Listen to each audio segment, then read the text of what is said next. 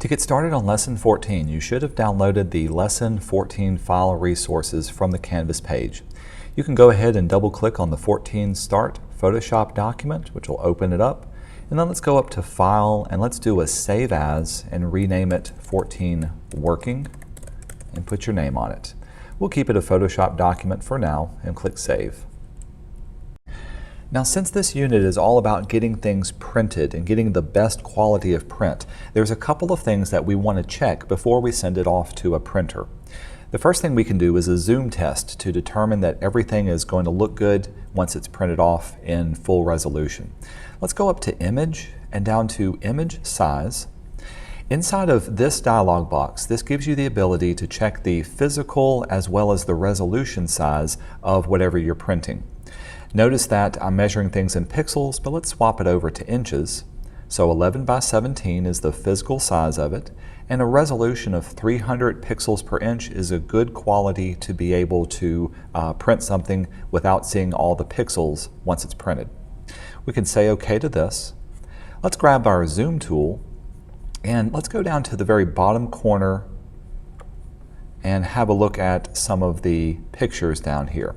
Now, these photographs could be a little bit better. They're kind of a little bit muddy and washed out. So let's see if we can do something to fix that. This photo is on the Tourists layer, so go down to your Layers panel and select Tourists. To be able to fix their colors, let's go to our Adjustments panel and let's do a Curves adjustment. Now, we only want this to be applied to this layer, so inside of your properties, let's add a clipping mask to clip that into our tourist area. The best way to brighten this up is to click on our white point and then click on the little shirt of the person behind him. That should be the whitest. You can see now by making that the lightest, it fully brightens up the picture from here.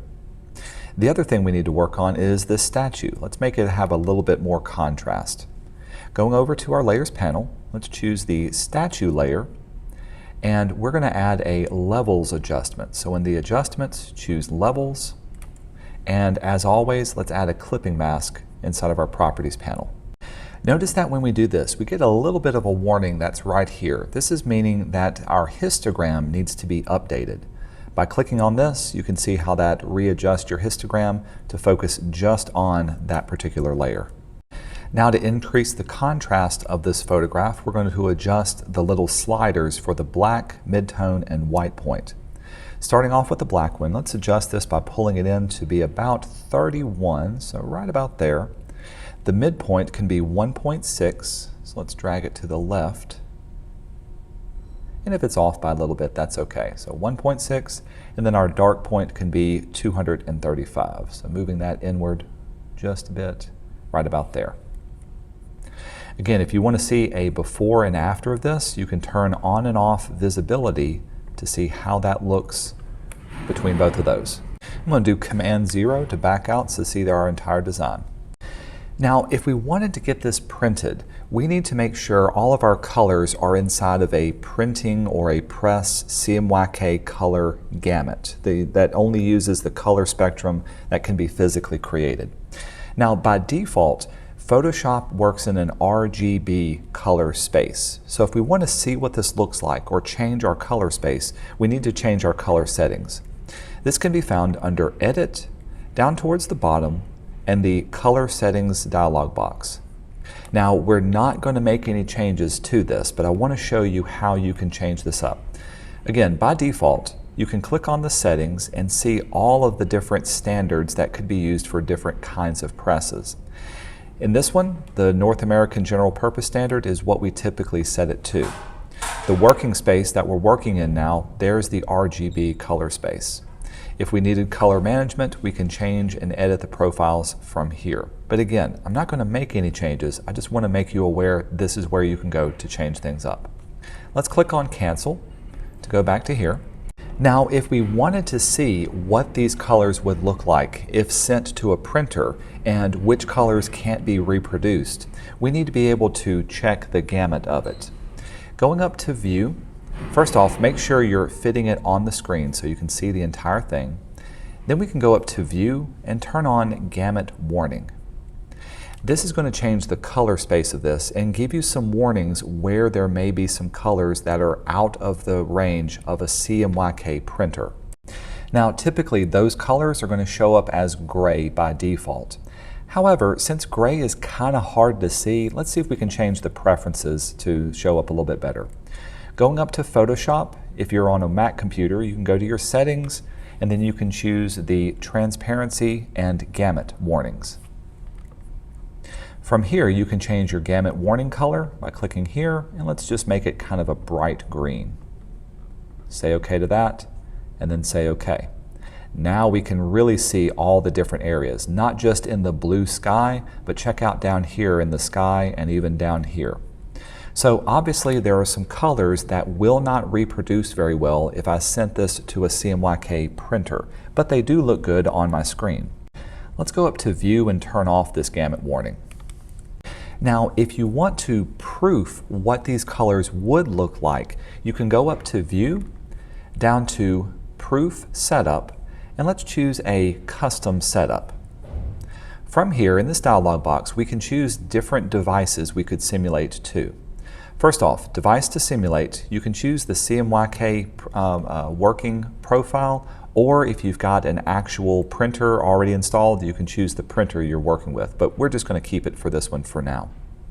There are some important things to play around with whenever you've got this set on. First, make sure Preview is turned on to give you an idea of what this will look like as we make changes. From the rendering intent, I typically keep it at relative color metric.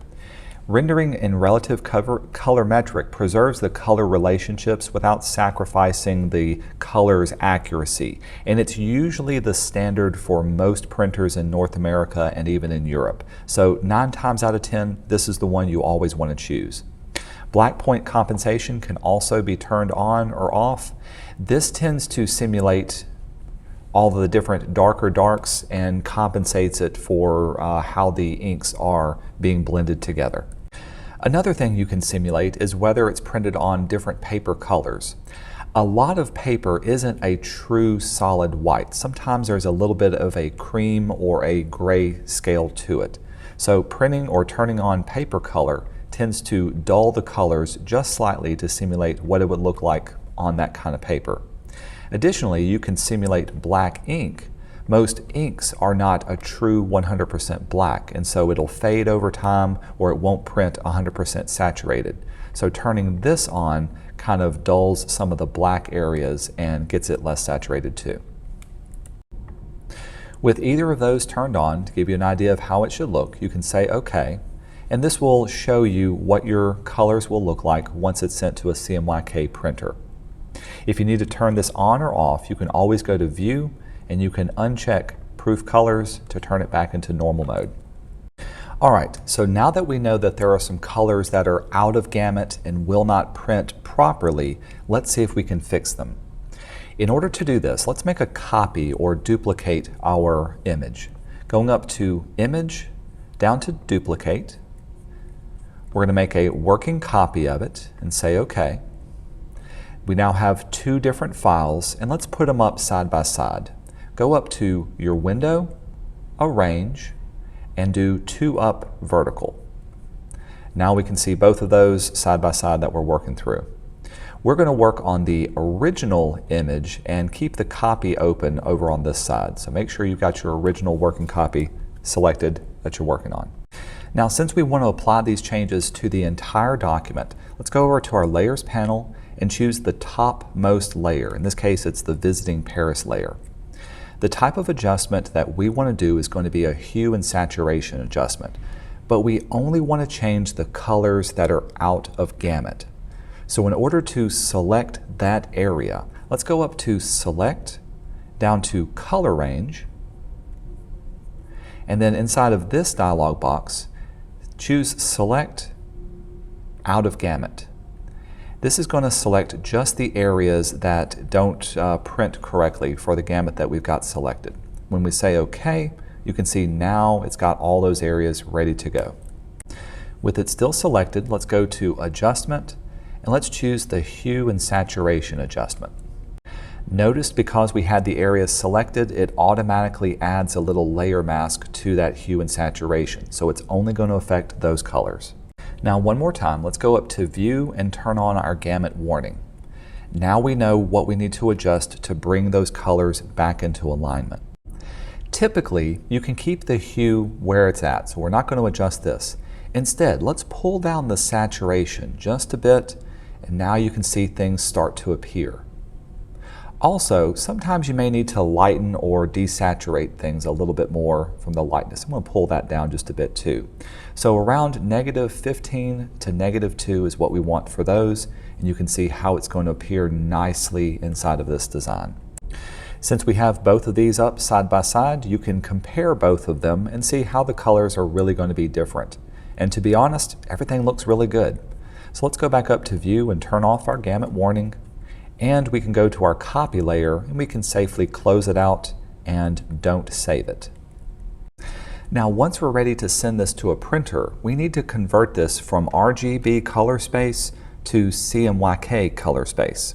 RGB is meant to be for screens, CMYK is meant for color printers. In order to see this, locate your channels window and you can see we're working in the RGB color space. At any time, you can actually see what these look like by turning on and off the different color spaces, but in general, we want to keep RGB completely selected. To convert this to CMYK, it's as easy as going up to Image, down to your mode, and change it from RGB to CMYK color. Now when you do this, it's going to give you this little warning. It's going to say, hey, it's going to get rid of all of your adjustment layers and make changes. Do you want to keep your layers or do you want to merge everything together? If you merge all of this together, it will allow you to keep the colors as you see it. If you keep all of your layers and say OK, then it's going to change how the colors are interacting with each other. So 9 times out of 10, we want to merge everything together so that we can keep the same colors that we're working with. The other thing we want to do is to change it over to a different color profile. For the most part, we don't want to change it, so we're simply going to say OK to this and keep it as is. Check out your channels panel now. Notice that we're in CMYK mode. That was good for sending it to a physical printer. Now that we've got this version, let's go up to File and save it as a PDF that printers can open up. We'll go down to Save a Copy. In the format, choose Adobe PDF or Photoshop PDF. In this case, we'll call it 14 Print and put your name on it. And we'll say OK to this. This setting is going to save it up as a PDF, and so we'll say OK to this. And then this will bring up your PDF dialog box. The most important thing to note about this PDF dialog box is there are some different PDF presets you can choose from. Some of these have different standards based on what you want to do with your printer. So very often, ask your printer what standard or PDF preset that they would prefer. Usually keeping it at press quality saves everything as a nice high quality image. Smallest file size tends to convert the resolution of everything to a smaller file size, which is good for the web or emailing, but may not be good for actual printing. The one I want us to choose is going to be the X42008. From here, we'll click Save PDF, and this will save a version of your PDF to your file folder. Let's jump back into Photoshop. Now, no printing tutorial and lesson is going to be complete without actually printing this off or at least visiting the print dialog box. We're not actually going to print this, but if you go to File, down to Print, here are some things to think about when getting your stuff printed, especially if you're printing directly from Photoshop. First off, if you have a printer connected to your computer, you can choose from the list of printers that are already assigned or on your computer itself. Each printer may have some different kinds of settings, and you can open up your print settings to see how you can change things up. Everything from how you want the number of copies, the size of your paper, and even some of the layout can be opened and changed from here. Be aware of what your printer can do and also what Photoshop can do. For example, I can see that right now the size of my paper is inaccurate. It's 8.5 by 11. I want to change my paper size from US letter to be 11 by 17 size. If you don't see a size set in here, that means your printer itself probably can't handle that size. Or you need to choose a Manage Custom Size and type in a specific size itself. So for me, I'm going to do this and make a new one. We're going to call this 11 by 17. And I'm going to set up an 11 width and a 17 height and say OK to this. Now that I've got that paper size set for here, I can do Save. We'll say OK to any warnings that pop up, and you can see how it's set to this one. The other important thing to note is your color management. Inside of color management, this depends on who is going to manage and handle how the colors are going to appear once it's printed. Now, by default, your printer can manage all of the colors. The problem is your printer has one standard and Photoshop or your computer may have another standard. If you have printer set for managing the colors, sometimes you may have to change over what color you're working with, and it may be different. However, you can tell Photoshop to manage the colors. If this is the case, you can then choose which color profile you want to work from. Now, the reason why this is giving me a warning is because this particular printer that I'm trying to print to, it's a grayscale printer. There is no color to it. And so it's asking me, hey, what color profile do I want to choose? And all I've got is gray as an option. So it's going to tell me, no matter what I try to do, I've got the wrong color profile. But that's okay. If I really wanted to print this, I should have chosen the correct color settings for gray whenever I did my setup for my design. The other thing I can do is, let's choose a different color printer. Here's an HP Color LaserJet. Notice now when I choose it, I can have the printer or Photoshop manage my colors, and then I can choose whatever profile I want. If I do want the printer to manage my colors, let me show you one other thing. Open up your print settings, and then to choose the color settings from here, you may have to open up the layout and scroll down and find either the printer info or the printer options. Here's where you can choose your color matching.